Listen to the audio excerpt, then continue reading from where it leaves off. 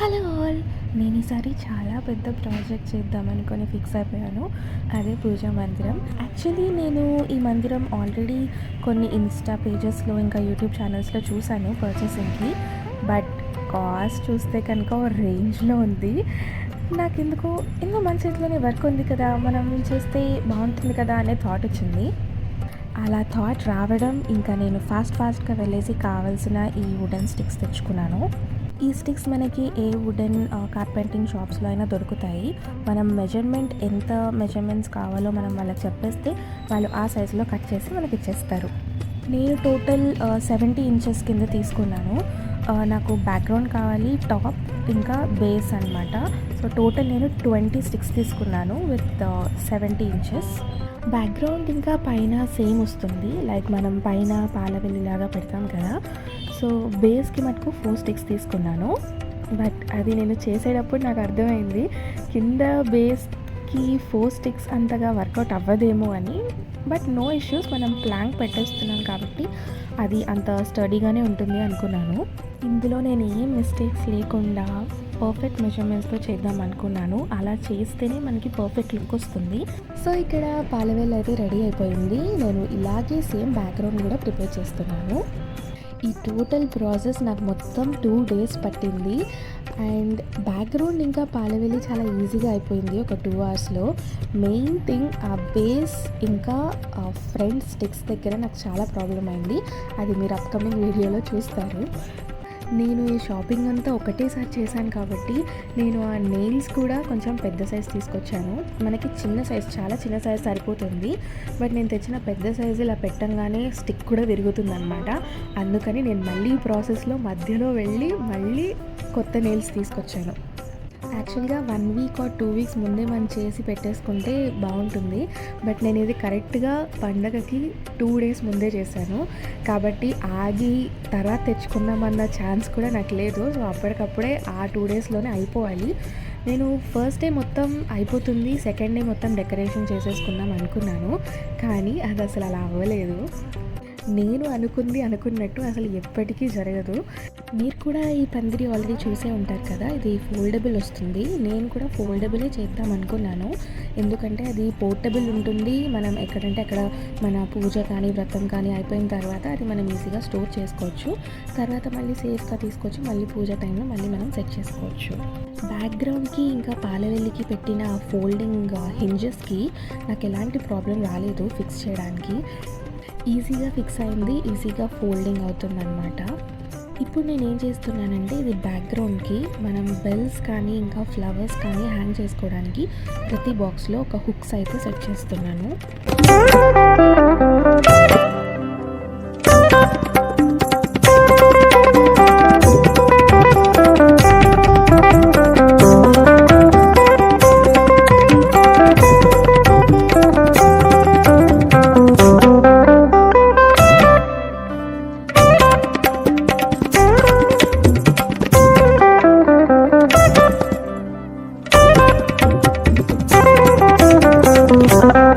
So వీడు మన checking master. ఏ పని చేస్తున్నా ఏం చేస్తున్నాను అని వచ్చి తెలుసుకొని మరీ వెళ్తాడు.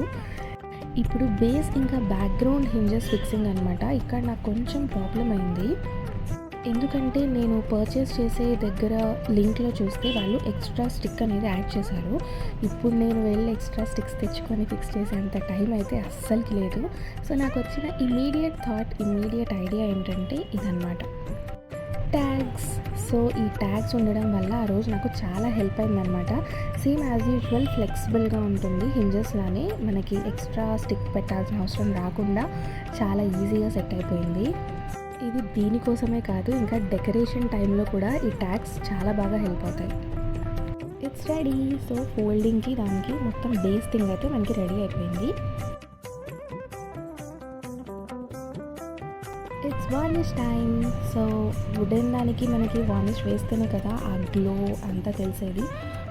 ఇప్పుడు ఇంకా బేస్ అనేది రెడీ అయిపోయింది కాబట్టి నేను టోటల్ బేస్కి వార్నిష్ వేసేస్తున్నాను.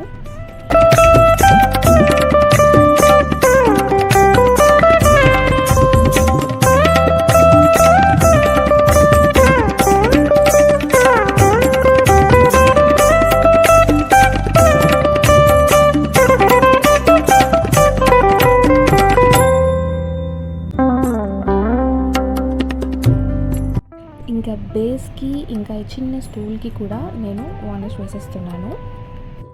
బేస్ వుడెన్ ప్లాంక్ అనేది చాలా ఇంపార్టెంట్. అది చాలా స్ట్రాంగ్గా ఉండాలి, ఎందుకంటే దాని మీదనే మనం వినాయకుడిని పెడతాము, లేదా ఏ దేవుడి పూజ అయినా కానీ దాని మీదనే పెడతాం. కాబట్టి చాలా స్ట్రాంగ్గా ఉండేదే మనం సెలెక్ట్ చేసుకోవాలి. నేను అందుకే స్ట్రాంగ్గా ఉండేదే తీసుకున్నాను. సర్ఫేస్ ఏరియా ఎక్కువ ఉండేటట్లు చూసుకున్నాను, ఎందుకంటే మనం ఏ పూజకైనా దేవుడితో సహా ముందు దీపంకి కానీ, అగరబత్తీస్కి కానీ, లేకపోతే నైవేద్యం పెట్టడానికి పూలు, తాంబూలం ఏది పెట్టాలన్నా మనకి సర్ఫేస్ ఏరియా చాలా ఎక్కువ ఉండాలి. సో నేను 70 ఇంచెస్ తీసుకోవడానికి రీజన్ మెయిన్ అదే అనమాట. అండ్ ఈ చిన్న స్టూల్ నాకు చాలా బాగా నచ్చింది. ఇది స్టూల్ అనుకుంటున్నారంటే మీరు పప్పులో కాలేసినట్టే. యాక్చువల్గా ఇది స్టూల్ కాదు. నేను ఎలక్ట్రిక్ షాప్కి వెళ్ళాను అనమాట వైరింగ్స్ కోసం. సో ఆ వైరింగ్స్ కోసం చూసేటప్పుడు నాకు ఇది కనిపించింది. ఇది ప్రతి ఇంటికి ఎలక్ట్రిక్ ఫ్యూస్ పెడతారు కదా, ఆ బోర్డ్స్ అంట. సో నాకు అది చిన్న స్టూల్లా అనిపించి నేను అది తీసేసుకున్నాను. బట్ మీరు ఇలా వుడెన్ స్టూల్స్ కూడా యూస్ చేసుకోవచ్చు. ఇవి నేను స్టాండ్ కోసం యూస్ చేస్తున్న వాటర్ పైప్ డమ్మీస్ అనమాట. ఏంటికన్నా నాకు షాక్ కొట్టేసింది అనుకోమాకండి. ఇది నేను బేస్ కింద యూస్ చేద్దాం అనుకున్నాను, బికాజ్ ఇంత పెద్ద ప్లాంక్ కింద ఆ 4 స్టిక్తో బ్యాలెన్స్ అవుతుందా లేదా అని. బట్ నాకు అవసరం రాలేదు, బికాజ్ అది స్టడీగానే ఉంది.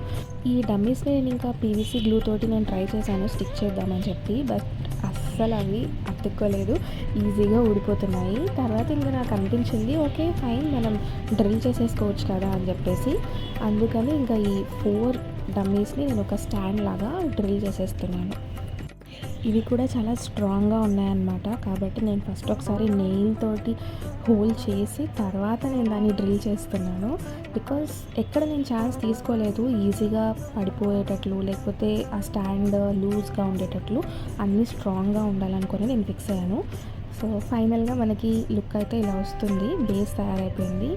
సో అసలైన ప్రాబ్లం ఇక్కడే స్టార్ట్ అయింది. ఈ 2 స్టిక్స్ నేను 72 ఇంచెస్ తీసుకున్నాను, ఎందుకంటే ఆ బ్లాంక్కి నేను హోల్స్ చేసేసి దాంట్లో ఫిక్స్ చేద్దాం అనుకొని నా థాట్ అనమాట. అందుకని 2 ఇంచెస్ ఎక్కువ తీసుకున్నాను. బట్ ఇక్కడ ఏమైందంటే నా దగ్గర వుడెన్ కట్టర్ లేదు. ప్లాంక్ కట్టింగ్ కూడా అసలు అది పాసిబుల్ అవ్వదు, ఎందుకంటే నేను చాలా స్ట్రాంగ్ ప్లాంక్ తీసుకున్నాను. అట్లీస్ట్ నెయిల్ అన్నా ఫిక్స్ చేసి అదన్నా సెట్ అయ్యేటట్టు చూద్దాం అనుకున్నాను. అది కూడా అస్సలు అవ్వదు, ఎందుకంటే అప్పుడు అసలు స్టడీగానే ఉండదు. మనం దేవుడిని పెట్టుకున్న తర్వాత అది సడన్గా పడిపోతే ప్రాబ్లం అయిపోతుంది కదా, అందుకని ఇంకా నా దగ్గర ఉన్న సన్న పైప్ కట్టర్తోనే నేను ఇంకా వుడ్ కట్ చేశాను. అంత స్ట్రాంగ్ వుడ్ కట్ చేయడానికి నాకు నైట్ అయిపోయిందనమాట. నైట్ అయ్యేసరికి ఇంకా నా ఆఫీస్ వర్క్ స్టార్ట్ అయిపోయింది. సో నేను ఇంకా దీన్ని పక్కన పెట్టేశాను. ఆల్మోస్ట్ కంప్లీటెడ్ కదా. డెకరేషన్ అంతా ఎలా వచ్చిందో చూసేయండి.